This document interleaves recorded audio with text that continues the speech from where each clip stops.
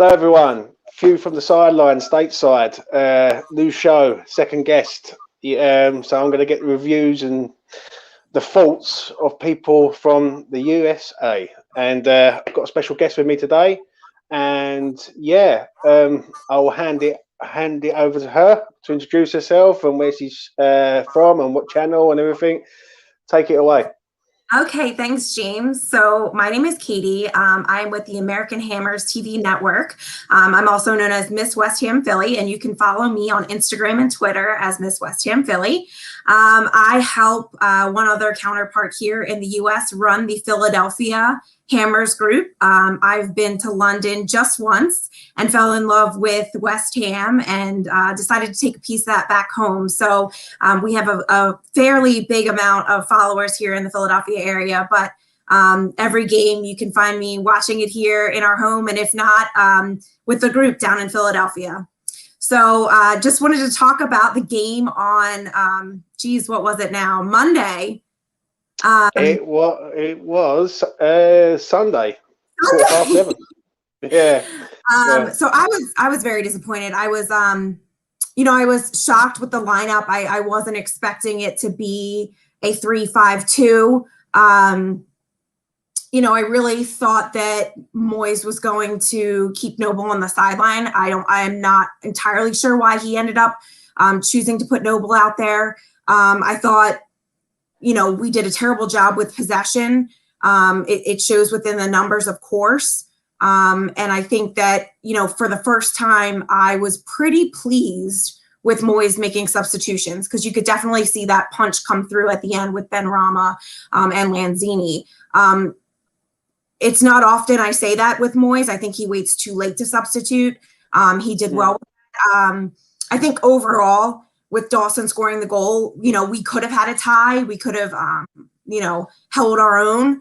I was definitely thinking this game was going to be a 1-1 tie. That's what I predicted. So for it to be 0-0, that would have been okay with me. But still, I think that we have weakness up in the front. We need to start creating our own opportunities. And Bowen does a relatively decent job of that.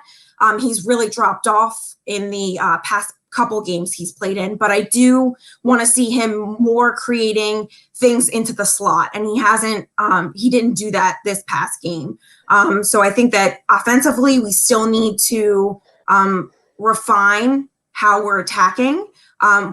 Even in the second half, we seemed sort of pleased to fall back and kind of play at our pace, which I'm okay with, but we weren't attacking the goal. I mean, we really only had opportunities that we would say are fair shots.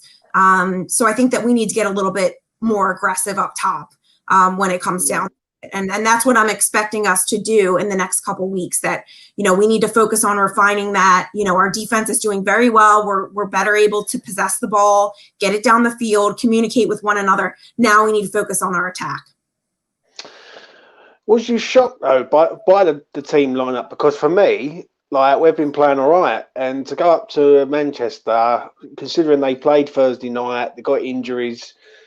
I was disappointed, if I'm honest. I was disappointed with that team lineup. I was on a Manchester United channel, talking from the West Ham perspective, and basically when the team sheet came out, and I looked at it, and I was just disgusted with it, mate. If I'm honest, I thought to myself, how can you have 8 defensive-minded players on the pitch against a team who's they're inconsistent at best, like Manchester United? They're a good team, they've always been a good team, but we're a good team and all. And it was like we were scared. Yeah, I agree. I felt the same way as you. I also thought that, with the amount of injuries Man United had, that we would have taken more of an offensive approach. I don't think that we really had very many options when it came to making more of an attack approach. I think that maybe slipping Ben Rama in there versus keeping Noble, that would have been the only other change, since we couldn't have Jesse Lingard. So, I'm not sure where Moyes was thinking with having such a defensive mindset from the beginning.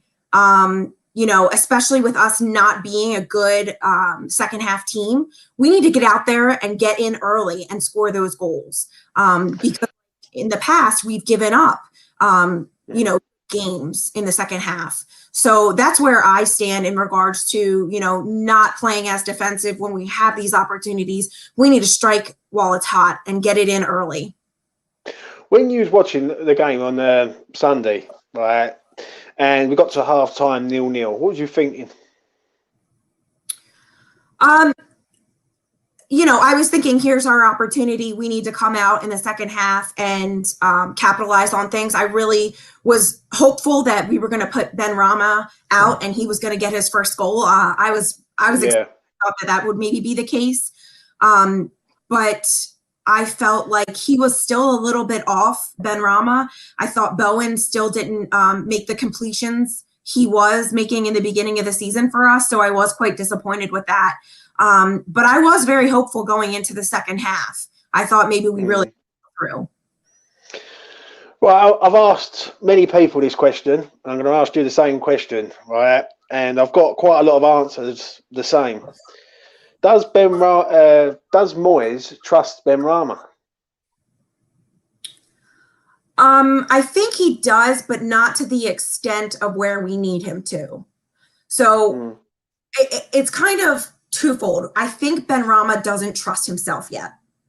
And so I think that that's what's driving the situation. You can kind of see in his lack of confidence in certain scenarios that he's not trusting his gut. And there are often times where he makes passes directly to the other team because he's not looking up. He needs to keep his head up and find the person or the open space in the field to distribute the ball. And he's not doing that. So I think that it's a twofold situation there. How can Moyes trust Ben Rama when Ben Rama isn't even trusting himself? He needs to be able to do that first before Moyes can trust him. But then I'm going to swing it back to you. What's he got to do to get in the team? I think pass completion and playing to the open space is what he needs to do because I'm not seeing him do it consistently. I do think that when we have games where we need to be more offensive, Moyes should be starting Ben Rama. I do think that he should start in our next game against Liverpool. So I do believe he should be out there. I'm not sure what's holding Moyes back other than maybe a bit of confidence. But again, Ben Rama's still new. And that's very typical of Moyes to hold back on our new players. Yeah, I think the time's come for him to start playing himself. Especially when I like Mark Noble. Obviously, he's a local boy to me. He's done a lot for the club. He's been a long-serving player for the club. But he shouldn't be playing out there and playing 60 minutes, if I'm honest. Mark Noble, last 20 minutes, I could accept that. Last 30 minutes, yeah, I can accept that. But to come on the 60th minute, often the 60th minute, and he's really done nothing, right, is poor. Yeah, I was wondering if that was on the heels of his announcement. Was that just because, this is his last season, so he just wanted to put him out there? I didn't think that was justifiable. If you want my honest opinion, he was looking for any way to not put Ben Rama in. If you want me to be honest, he was trying to find a way. When you got no Fornells there, you got no Lingard there, then you've got to make a decision, right? Do you play Ben Rama? And in my eyes, and the way I look at it from my perspective, is he picked Noble over Ben Rama because he just doesn't want Ben Rama playing from the start for some reason. Right, we end up losing the game 1-0. Very disappointing. Did you see the post-match interview that Moyes gave? Yeah, I did. He basically said that he was satisfied with his choices. He wouldn't make any other changes. I disagree with that. I think that, again, like we said with the starting lineup, I don't think that he went out there with the best foot forward. I think we should have gone with more of an offensive attack. I do think defensively we looked strong, we looked well, but it's just not something that I would have gone out with against Man United with their injuries. Yeah, I honestly, when I heard that interview, I just don't understand it. In the last if I remember rightly, we'll go back to the beginning of February. We played Aston Villa away. We won 3-1. Played really well. Jesse Lingard's debut. Scored a couple of goals. Everything's good. We then play Fulham. And I would hold my hands up on this one and say that Ben Rama and Bowen didn't play great, like a pair of them. They come off on the 55th minute and it was poor. Do you know what I mean? Yeah. But then we rolled on to the Manchester United Cup game. Ben Rama again comes on the 87th minute, right? If Man United score in the 88th minute, technically he's only got 4 to 6 minutes of game time. Then we play Sheffield United. He comes on again on the 80th plus minute. We then play Spurs. It's the 75th minute. We go to Manchester City. It's the 77th minute. Then he starts at Leeds, plays 72 minutes. And then Sunday, he comes on for half hour. For me, I don't understand, and I don't know about you, but I don't understand what he's got to do to get in this team. I can't work it out for the life of me. No, and me neither. And as a former player, that's not how you build a player's confidence. And it's also not how, you really want them playing, because you're not giving them any opportunity, giving them 4 minutes, 6 minutes, they're not doing anything at that point. So yeah, I'm frustrated as well. I think that, he does need to have more of an opportunity. I'm not sure what's going on in practice. I think that that's where the answer lies. There's something that we're not seeing. And it's frustrating because I think that, if he's given the right opportunity, he can capitalize on that. So I'm just when Moyes will actually do that. And I'm hoping that that'll occur in the next couple games, because we do have opportunities to win these games. And I think that, we can take that chance. And I think Moyes needs to start taking those chances, because if he doesn't, it'll be too late. And then, we'll fall way below our 5th and 6th spot on the so we need to start. I totally agree with you. Like, at the end of the day, you can't. The only thing I will say on this, and I've said it on different platforms for West Ham over the last, say, 72 hours, we're under no pressure here. Like, we're safe. We're not going down. These next 10 games are pressure-free games where we should just go for it. Like, we've got 30 points to aim at. If we can get 18 or 20, we'll be over the moon, and we'll just see where we end up. But it just seems like I just didn't like that on Sunday, if I'm honest. Like, the negative mentality, we're not fighting relegation. I followed West Ham a long time, and I'll be honest with you, I looked at that team, and first thing I looked at on that team was it looks like a relegation fighting team that were just chucking 2 attack-minded players up front and hoping to get something out of the game when we should be having 2 or 3 or 4. Do you know what I mean? It was poor. What I'll do, and I'm going to do this while you're here, I'm going to have a little player ratings. I'm going to see what you think of a few players, and Okay. Well, I'm going to ask you, Fabianski, give him a rating out of 10, and the reason why. What do you reckon? Fabianski? So I would give him a 10 out of 10. I think he's done a phenomenal job for us. He's really saved us from several tough calls, and with him being injured and everything, he's really stepped up and just taking it hard. I mean, he's doing well. Yeah, I agree with you totally. That's a rating I gave him on Jake's show. I turned around and said it. Yeah, I said 10 out of 10. I said he couldn't do nothing with a goal. He made multiple top class saves. Didn't really do a lot wrong, really. And I felt sorry for him in the end, if I'm honest. I really did. I felt sorry for him because he tried his hardest to keep the balls out. Yeah. But yeah, I agree with you there. Kufal. I love him, so I want to give him a 10 out of 10, but I know that the rest may not. So he probably is maybe a 9 or an 8 for others. But I think that he's a 10 out of 10 in my opinion, because he's there hard. He's, going into practice every day, even when they don't have practice. And I think that he's not satisfied. He is, when we lose, he's there, he's pushing for more, and he fights like a dog. And I think he's giving us his all. And so for me, that kind of player deserves a 10 out of 10. Yeah. on the performance in Manchester, I don't think he done a lot wrong, really, if I'm honest. Well, because they weren't really attacking him; they was attacking the other side. Yeah. I gave him a standard sort of like 7, like just to say that he was there, he done all right, and he done his best in a team that Yeah. was. He got brought down a few times, but yeah, he done all right. Right. Talking to him about him being like our player and everything, he's been top class this season. I can't Yeah, fault and the I don't think man. he's had very many turnovers, to be honest. No, And he's that's impressive. been a breath of fresh air, and I've seen a lot of right backs at the club, and I must admit he's definitely up there as one of the best right backs that I've seen in my lifetime. So yeah, Craig Dawson. I would definitely give Craig an 8 out of 10. I think that he's been a phenomenal player. He's really stepped up. I don't think that we were expecting that. I kind of got to dock him for scoring. Yeah. Yeah, during the game. Yeah. But overall, I mean, he did phenomenal against Leeds. You know, he stopped the ball from going in. So, overall, and he scored a goal then.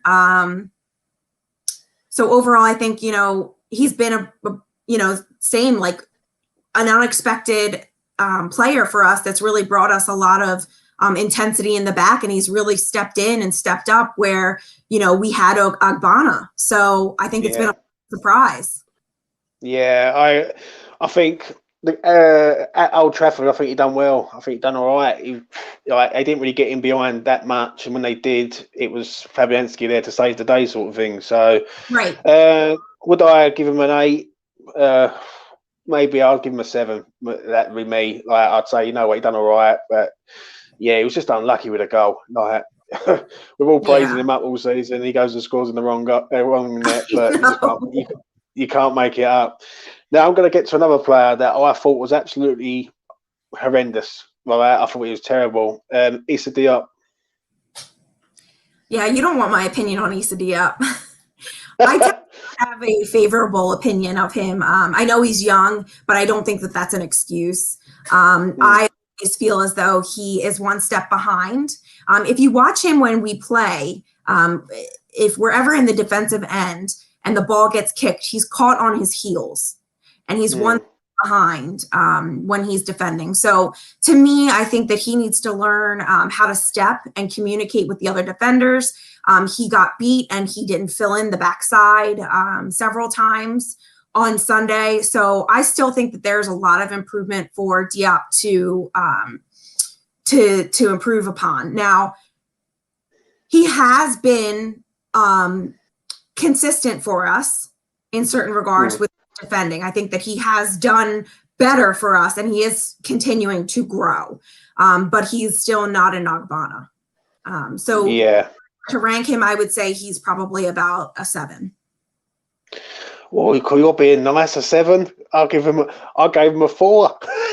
I thought he was absolutely terrible at Old Trafford. No, I like Issa. Like, I'll be honest with you, I do rate him. I don't know what it is, but he needs a bit of TLC basically. But I thought he was absolutely terrible. I thought he was out of position so many times. He, like you said, he was always one step behind. Yeah, that was one of his worst games, and that weren't good. But yeah, Cresswell. See, it's hard. Now I ranked Issa Diop at 7, but I would really probably put Cresswell at 7. I think that he's obviously way better than Issa Diop, but he's definitely been more consistent. I think that he's really stepped up for us this past year. So overall, I think that, Cresswell has done well over the past season compared to last year. But he's still, I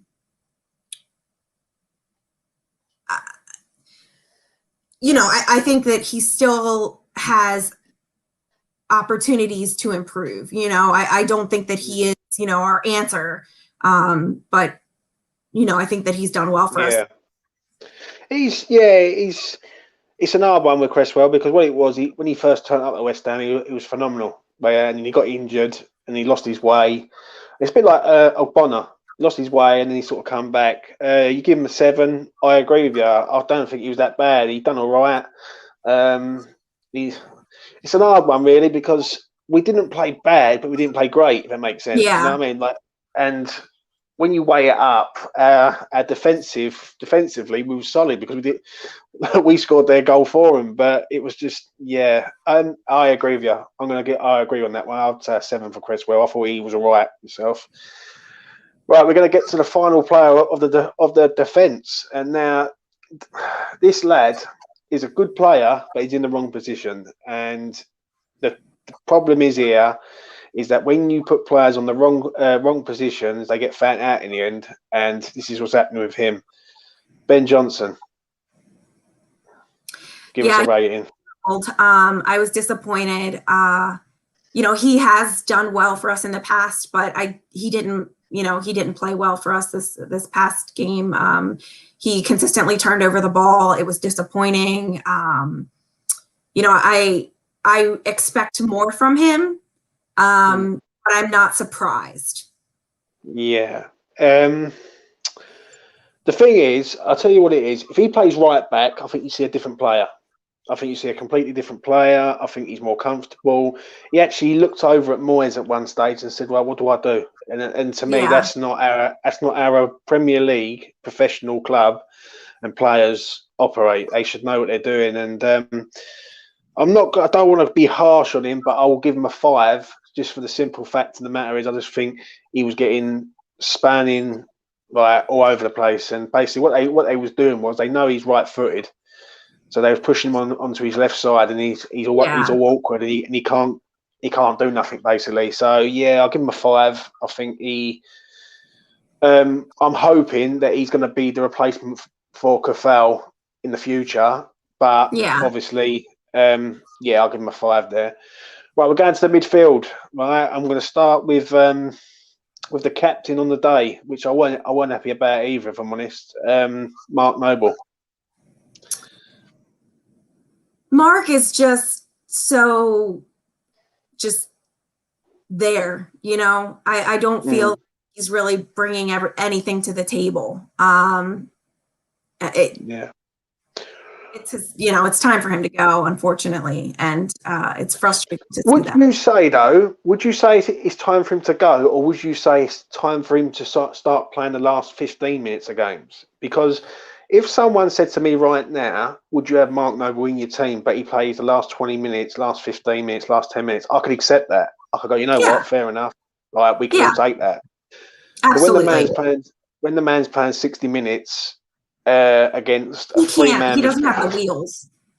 That's it. You just answered it. He hasn't got the energy. So, it's such a shame because obviously I don't want him to be sort of criticised before he retires, if that makes sense. And it looks like it's going that way. When someone's on the decline, they start getting criticised, and you forget what they've done 10 years ago, if that makes sense. But what's your rating? And that's why I was questioning why he was truly in. I wasn't sure if it was because of the announcement and everything, because I knew that he wasn't going to be able to hold the whole 90 minutes. I've got no idea. Honestly, if I'm honest, I think the only reason why he was in is because he doesn't trust Ben Rama in my eyes. And if you're taking out Jesse Lingard, you replace Jesse Lingard with an attacker, and the attacker's Ben Rama, and to put Mark Noble in that position, Mark Noble's never been an advancing number 10 in his life. Like, he's been a central midfielder, like Souček and Rice, basically. So I really thought it could have been a 3-4-2, 3-4-3. In that regard, put Ben Rama up top if you don't trust him. Yeah, and honestly, I was there. I was looking at it, and I was like, I can't work it out, and that's what it was. What's your rating, Katie, for Noble? For the game or just overall? For the game. He was a 6. Yeah, you give him a 6. Yeah.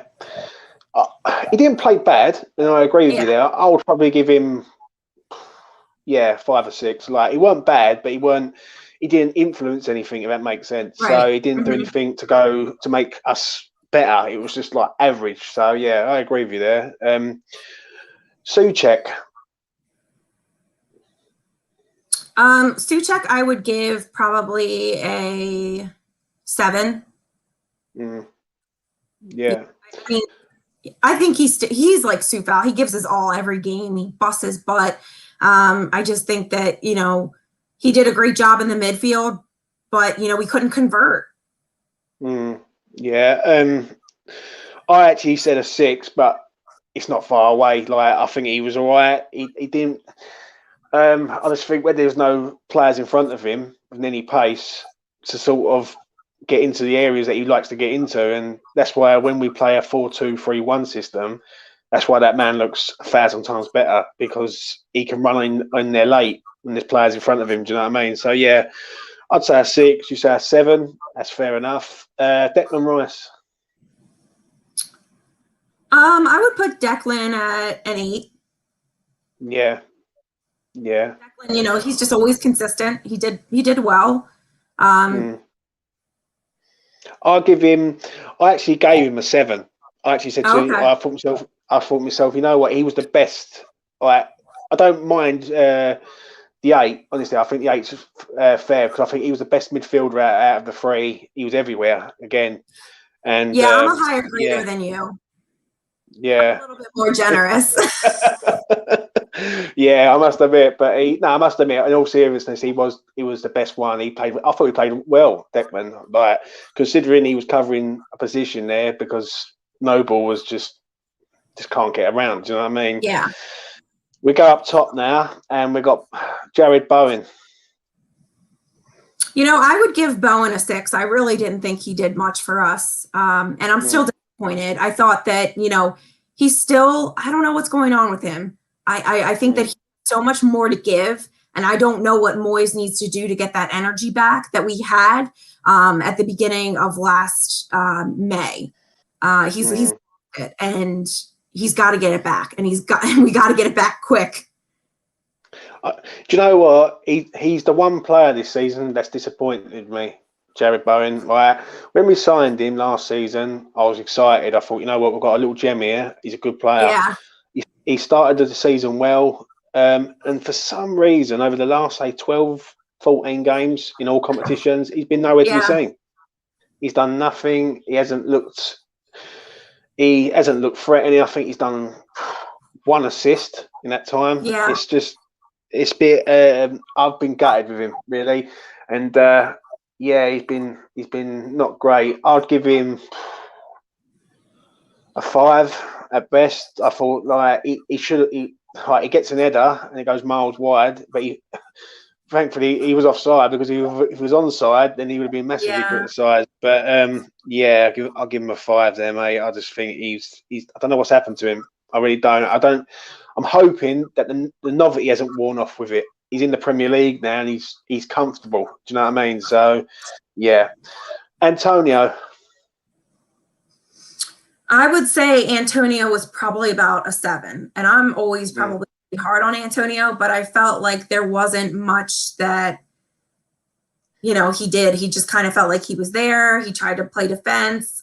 He was definitely very strong on muscling people and making a presence to break down the defense. But other than that, nothing else beyond that. I thought that, he did a good job breaking them down, but we just couldn't convert.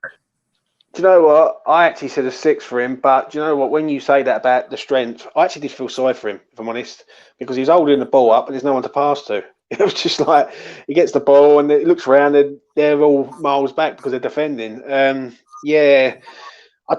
you think he's fit? That's the question I'm going to ask you. Do you think he's actually fit, or do you think we are just getting him in the team because we've got no one else? So he's probably not, because hamstring pulls are very difficult to recover from. They to just drum up even when you're not expecting it. And I kind of noticed that when we lose the ball, you can kind of see him walking back and how frustrated he gets.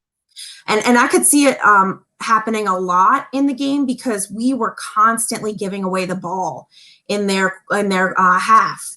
Once we won the ball, we would bring it down and we would lose it within 2 to 3 passes or 4 passes. And I could tell Antonio was getting frustrated with that. And there's only so much running he can do, That's right. fast. So, I can't, and maybe that's why I gave him a little bit higher of a rank. I do feel bad.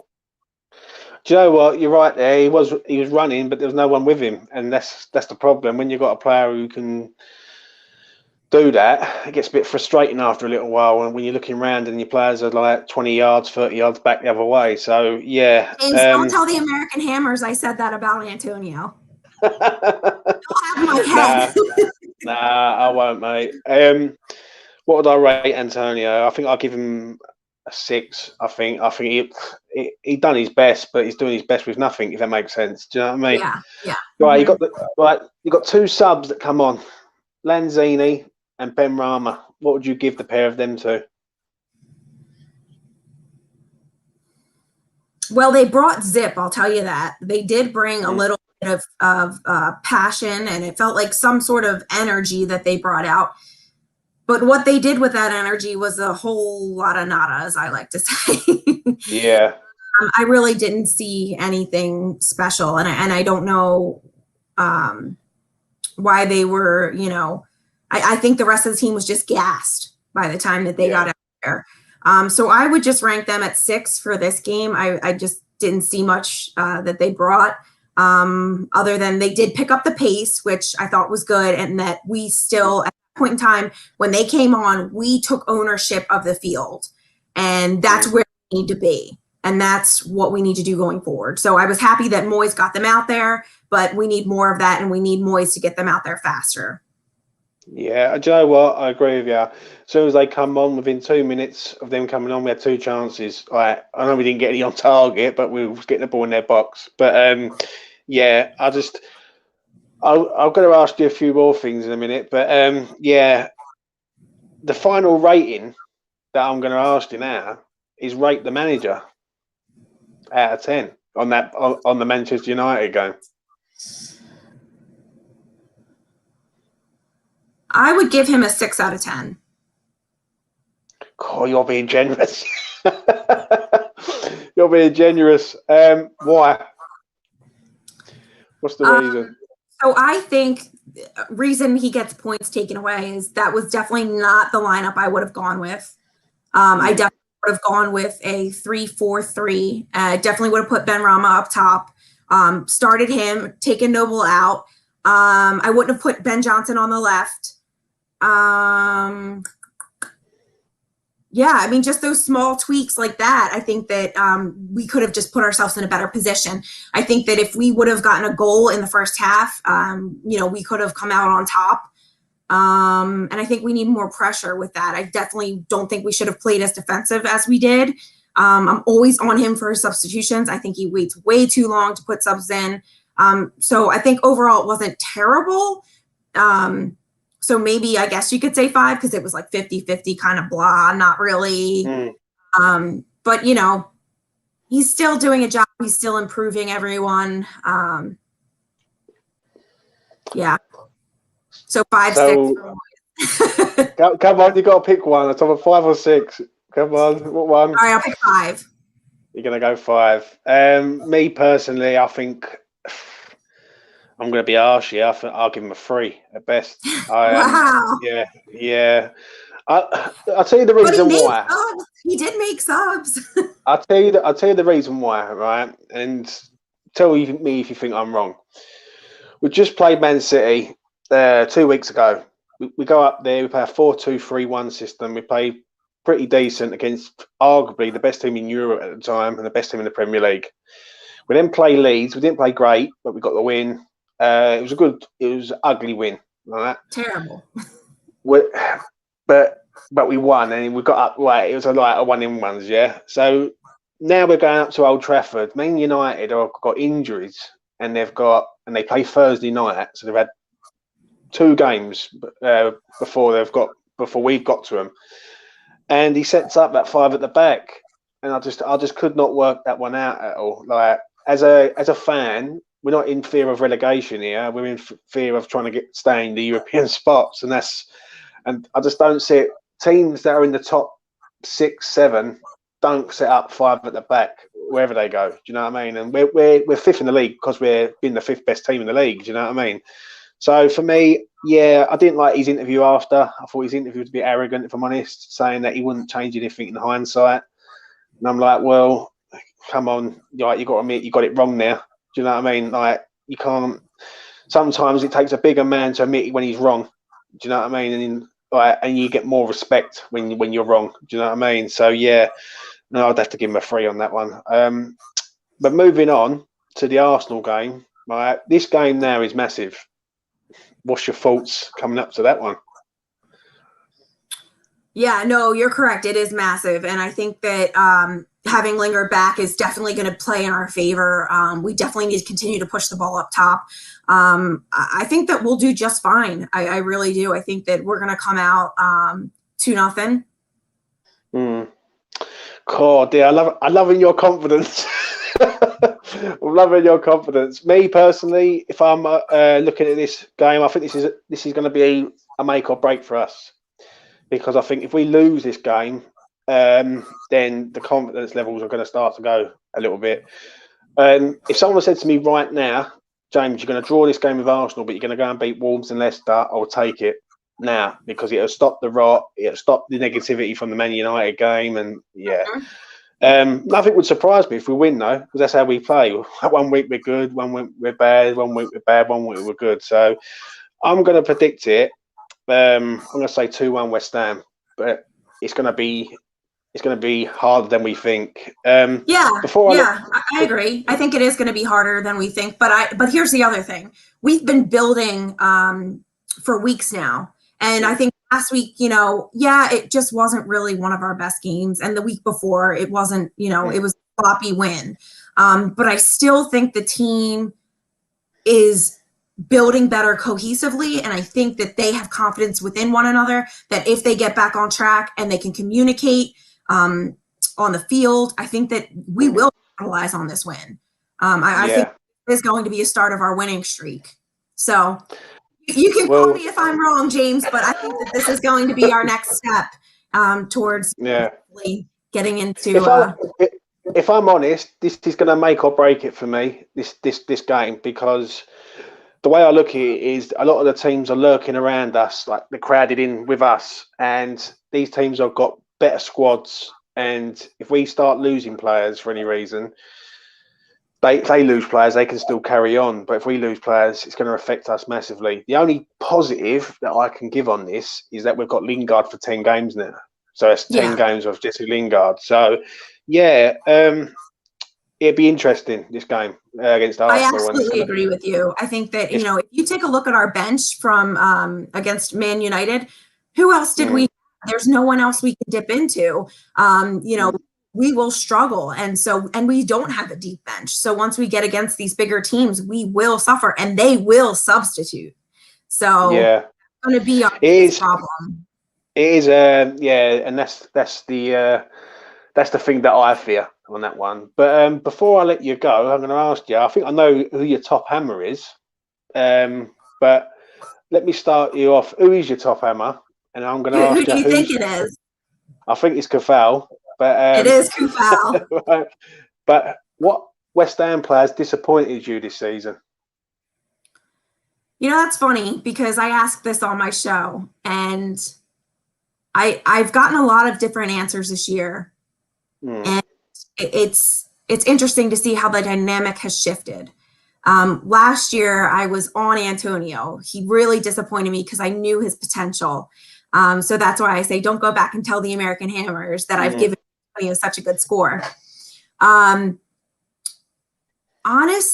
I would say I'm most disappointed with Bowen. I think that I saw what he was capable of last spring and got very excited. And I know that he has the skill and the knowledge to produce, and he has done nothing this year. So I expect much more from him, and it's frustrating to see that he has not converted on many of the opportunities that he's had. Do you know what? You're exactly the same as me. That's the man that I've been so disappointed with this year. I was expecting a lot more from him. When he come last January, he was top draw. If it wasn't for him and Suchek, I know Antonio scored the goals, but them two together was one of the main reasons why we're still in the league. Yeah, I just don't understand it myself. I don't know whether it's a confidence thing or like he's just got no ambition, like or he's now he's in the Premier League. He's got his feet under the table, sort of thing, and like he's relaxed now. Because it's hard when you're trying to get to the top, but once you're there, he's staying there. If that makes sense, do you know what I mean? So yeah, Bowen for me, he's let me. He hasn't been great. Do you know what I mean? But Yeah. yeah, we will leave it on that. And it's been a pleasure. If you want to tell everyone what like your channel and where to find you and all that, and then we'll Yeah, wrap it up. absolutely. Great. Thank you, James. Yep. So it was awesome to be on tonight.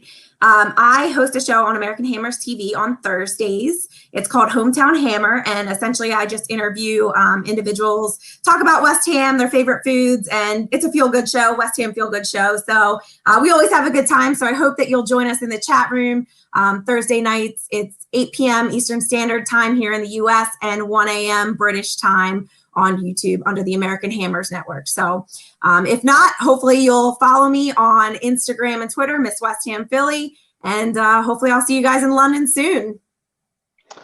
Well, that's been really good, mate, and thanks for your time. I will sign off now with this, and I'm going to try and do a few more of these sort of fan cam interactions with people from the States, and after games, if it's a day or two, whenever they're free, basically. So yeah, thanks for everyone for watching. View from the sideline, stateside. It's been a pleasure. I'll catch up with you again soon. Take care.